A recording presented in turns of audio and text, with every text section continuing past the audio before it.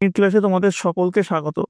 আজকের আমাদের আলোচ্য বিষয় 2025 সালের পঞ্চম শ্রেণীর দ্বিতীয় পর্যায়ক্রমিক মূল্যায়নের বাংলার সেট 1-এর প্রশ্ন এবং তার উত্তর। তোমার দ্বিতীয় পর্যায়ক্রমিক মূল্যায়নে পূর্ণমান থাকবে 30, সময় পাবে তোমরা 1 ঘন্টা। তোমাদের এই পরীক্ষাটি আগামী আগস্ট মাসে অনুষ্ঠিত হবে। আর তোমাদের এই পরীক্ষাটিও কিন্তু হলিস্টিক প্যাটার্ন অনুসারেই হবে। তো দেখো, তোমাদের প্রথম যে প্রশ্ন রয়েছে, নিচের প্রশ্নগুলির যথাযথ উত্তর দাও। 1 গুণ 10 সমান 10, 10টা প্রশ্ন উত্তর দিতে হবে। এখানে দেখো, প্রথম প্রশ্ন, বৃষ্টি কেমন করে আসে তা নিয়ে গল্পটি কাদের মধ্যে প্রচলিত আছে? উত্তর লিখবে লেপচাদের মধ্যে প্রচলিত আছে। 2 নম্বর, দ্বিতীয়বারের চাষের সময় কুমির কি নিতে চেয়েছিল? উত্তর লিখবে ধান গাছের আগার দিক নিতে চেয়েছিল। পরের প্রশ্ন, ঝড় কবিতাটির কবির নাম লেখো। দিনের কোন সময় ঝড় এসেছিল? উত্তর লিখবে ঝড় কবিতাটির কবির নাম মৈত্রেয়ী দেবী। দুপুরবেলায় ঝড় এসেছিল।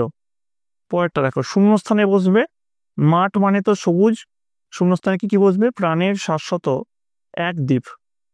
মধু আনতে বাঘের মুখে গল্পে কোন ঋতুর কথা বলা হয়েছে? উত্তর লিখবে এই গল্পে শীত ঋতুর কথা বলা হয়েছে। পরের প্রশ্ন দেখো, 1.6, রবীন্দ্রনাথ ঠাকুর কত সালে নোবেল পুরস্কার পান? উত্তর লিখবে 1913 সালে নোবেল পুরস্কার পান। 1.7, ফণী মনসা ও বনের পরিপাঠ্যে ফণী মনসা শেষে কেমন পাতা চেয়েছিল? উত্তর লিখবে সে আগের কাঁটা ভরা সুচালো পাতা চেয়েছিল। 1.8, ঘর বাড়ি এটি কি ধরনের বচন লেখো?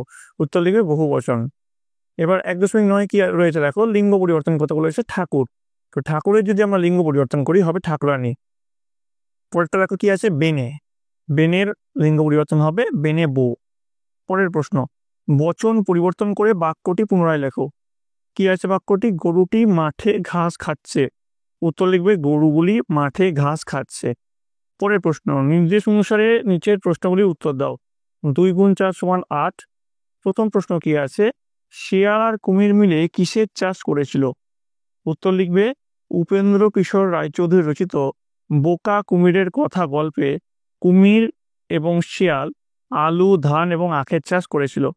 পরের প্রশ্ন, ভগবানের প্রাসাদে পৌঁছে ব্যাঙ কি দেখলো? উত্তর লিখবে ভগবানের প্রাসাদে পৌঁছে ব্যাঙ দেখলো যে সেখানে সবাই নানান ভোজ ও আনন্দ উৎসবে ব্যস্ত, তাদের স্ত্রী ও মন্ত্রীরা মহানন্দ করছে। তারপর চলে আসে 2.3, পালিয়ে গেল অনেক দূরে। কে পালিয়ে গেল? পালিয়ে সে কোথায় গেল? উত্তর লিখবে মৈত্রেয়ী দেবী রচিত ঝড় কবিতা থেকে নেওয়া উদ্ধৃত পংক্তিতে কবি ঝড়ের পালিয়ে যাওয়ার কথা বলেছেন।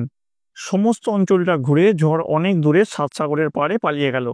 এবার টিকা লিখতে বলেছে, যে কোনো একটা বলেছে। তো প্রথম টিকা কি আছে? ট্যাগ।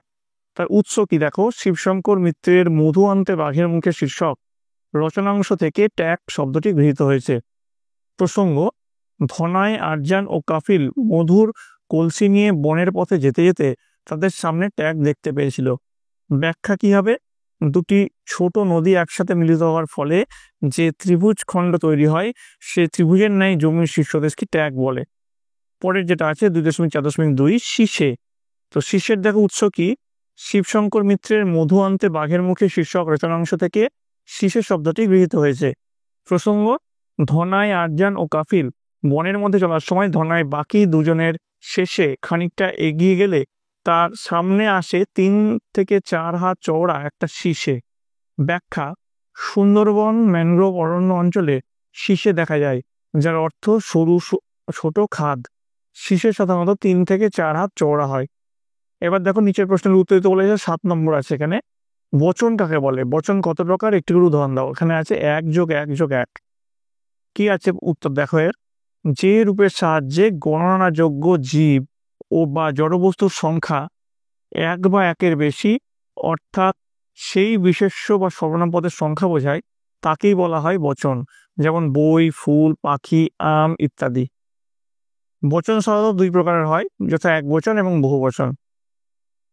একবচনের উদাহরণ হচ্ছে বলটা এবং বহুবচনের উদাহরণ হচ্ছে বলগুলি, বইগুলি বা বলগুলি। লিঙ্গ পরিবর্তন করতে বলেছে, 1 গুণ 4 সমান 4। গায়কের লিঙ্গ পরিবর্তন কি হবে? গায়িকা। কবি কি হবে? মহিলা কবি। পুত্র হবে কন্যা, সাহেব হবে মেম। এবার একটা চিঠি লিখতে বলেছে তোমাদের, দেখো। তোমার জন্মদিনে বন্ধুকে আমন্ত্রণ জানিয়ে একটি পত্র লেখো, 5 নম্বর আছে এখানে। প্রথমে দেখো এখানে পিন লিখবে তোমার গয়াপুর মুর্শিদাবাদ, তোমাদের জায়গা পিন আছে সেরকম লিখে দেবে। পিনকোড যে তোমরা চিঠি লিখছো সেই ডেটটা দেবে এখানে, দিয়ে যাকে চিঠি লিখছো তার নাম দেবে। প্রিয় রমা এখানে দেওয়া হয়েছে। কেমন আছিস, অনেকদিন হয়ে গেল তোর সঙ্গে যোগাযোগ নেই। সবাই ভালো আছিস বলে আশা করছি, আমরাও খুব ভালো আছি। তোকে একটা খুশির খবর দিতে এই চিঠিটা লিখেছি। আগামী 30শে মে 2025 আমার জন্মদিন, আর সেই দিনটা একটু স্পেশাল করে তোলার জন্য সন্ধ্যায় একটা ছোটোখাটো অনুষ্ঠানের আয়োজন করেছি। আমার সব বন্ধুরা আসবে, তোকে কিন্তু আমি বিশেষভাবে আমন্ত্রণ জানাচ্ছি। তুই না এলে অনুষ্ঠানটাই যেন অসম্পূর্ণ থাকবে। চিঠি এখানেই শেষ করলাম। কাকুরতিমাকে আমার প্রণাম জানাস। ইতি তোর সুধা। এবার তোমরা যাকে চিঠি লিখবে তার অ্যাড্রেসটা রমা মজুমদার, সযত্নে স্বপন মজুমদার, রামকৃষ্ণ মল্লিক, ইংলিশ বাজার, মালদা, পিনকোড 732101। ঠিক আছে, এভাবে লিখলেই কিন্তু তোমার এটা হয়ে যাবে। তো এই গেল তোমাদের পঞ্চম শ্রেণীর দ্বিতীয় পর্যায়ক্রমিক মূল্যায়নের বাংলার প্রশ্ন এবং তার উত্তর। তোমাদের যদি এই ভিডিওটা ভালো লেগে থাকে অবশ্যই লাইক করবে, বন্ধুদের কাছে অনেক অনেক শেয়ার করবে। আর তোমাদের যে পরবর্তী সাবজেক্টের ভিডিও সেগুলো খুব তাড়াতাড়ি এই চ্যানেলে আসবে, তাই জন্য তোমাদের সকলকে এই চ্যানেলের সঙ্গে যুক্ত থাকতে হবে। আর এই প্রশ্নই যে তোমাদের পরীক্ষায় হুবহু আসবে তা কোনো মানে নেই, এরকম টাইপের প্রশ্ন আসবে। তোমাদের আরও অনেক কটা সেটের প্রশ্ন উত্তর করাবো, সেই সব সেটের প্রশ্ন উত্তরগুলো সব দেখো এবং তোমাদের বইটা মেনলি খুঁটিয়ে পড়ো, দেখবে তোমাদের পরীক্ষায় সাফল্য নিশ্চিত। তোমরা সকলে মন দিয়ে পড়াশোনা করো, তোমরা সকলে ভালো থাকো, তোমরা সকলে সুস্থ থাকো।